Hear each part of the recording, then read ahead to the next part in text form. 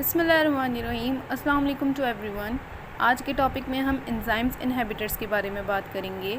Inhibitors की अगर definitions के बारे में बात करें तो इनहिबिटर्स उसे कहते हैं chemical substance which can block the enzymes activity temporary permanent and it does not transfer into than product. यानी कुछ ऐसे केमिकल सब्सटेंस होते हैं जो एंजाइम्स की एक्टिविटी को परमानेंट या टेम्पररी तौर पर रोकते हैं और उसको प्रोडक्ट में तब्दील करने नहीं देते, तो इसे इनहिबिटर्स कहते हैं।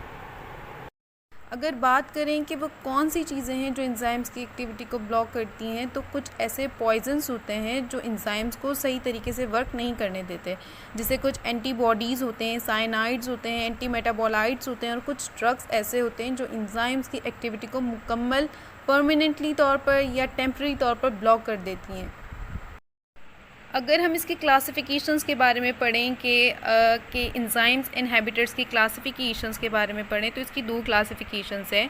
जैसे नंबर 1 जो है वो है इरिवर्सिबल क्लासिफिकेशन एंड नंबर 2 है वो है रिवर्सिबल क्लासिफिकेशंस। अब सबसे पहले इरिवर्सिबल क्लासिफिकेशंस के बारे में पढ़ेंगे।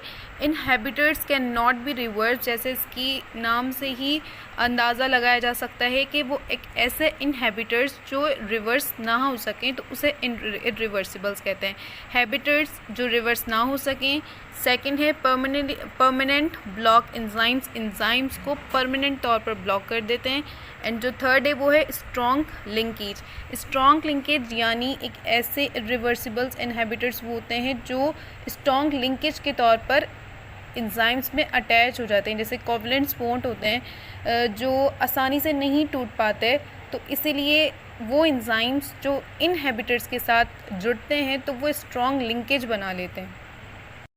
अब जो सेकंड क्लासिफिकेशन है वो है रिवर्सिबल क्लासिफिकेशंस।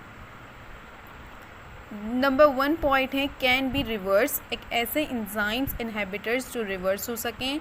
ये एंजाइम्स को टेम्पररी तौर पर ब्लॉक कर देते हैं, किसके तौर पर? वीकेस्ट लिंकेज के तौर पर, जैसे हाइड्रोजन बॉन्ड से इनकी लिंकेज होती है। अगर हाइड्रोजन बॉन्ड या कोई भी वीक लिंकेज टूटता है तो वो रिवर्स हो सकते हैं, वो दोबारा अपनी शेप्स में आ सकते हैं।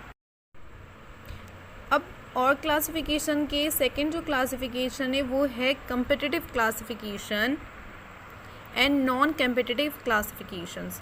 सबसे पहले competitive occupy the active sites, ये एक ऐसे इनहिबिटर्स होते हैं जो एंजाइम्स के एक्टिव साइट्स पर अटैच होते हैं और उसकी एक्टिविटी को ब्लॉक करते हैं।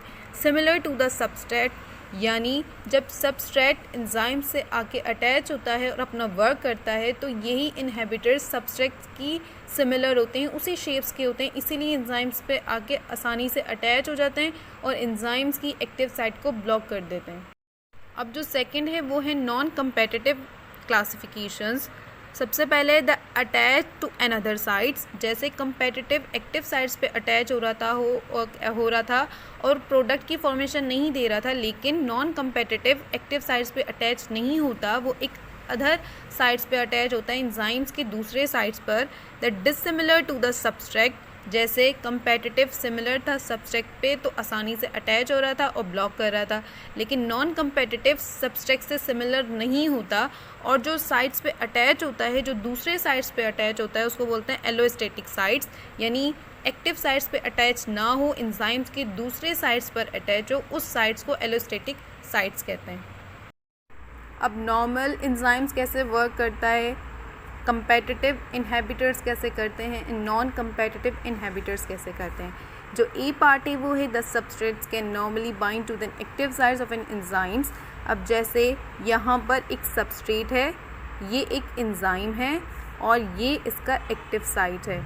जब सबस्ट्रेट एक्टिव साइट्स पर अटैच होता है तो एंजाइम्स नॉर्मली तौर पर वर्क करता है। लेकिन जो सेकंड है the competitive inhibitors they mimic the substrate and competes for the active sites। जैसे हम competitive inhibitors में पढ़ते हैं कि जो inhibitor होते हैं वो substrate से similar होते हैं, जब वो एक्टिव साइट्स पर अटैच होते हैं तो सबस्ट्रेट को रिपेल करते हैं और एक्टिव साइट को ब्लॉक कर देते हैं। जैसे यहाँ पर नज़र भी आ रहा है कि ये एक सबस्ट्रेट है, ये एक एंजाइम है, लेकिन ये एक्टिव साइट है और जब कंपेटिटिव इनहिबिटर्स जैसे सबस्ट्रेट और कंपेटिटिव इनहिबिटर्स सिमिलर हैं तो ये सबस्ट्रेट को रिपेल करेगा और ख़ुद एक्टिव साइट्स पर अटैच होकर एंजाइम्स की एक्टिविटी को ब्लॉक कर देगा। अब जो थर्ड है वो है non competitive inhibitors. The non competitive inhibitors bind to the enzymes at the location away from the active sites.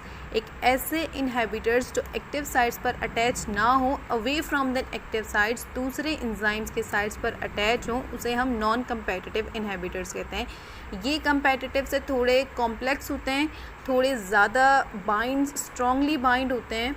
तो अगर इसकी डायग्राम में देखें कि ये एक सबस्ट्रेट है, ये एंजाइम है, लेकिन जो ये लोकेशन है लेकिन ये यहाँ पर जो लोकेशन है ये है एलोस्टेटिक साइट्स के।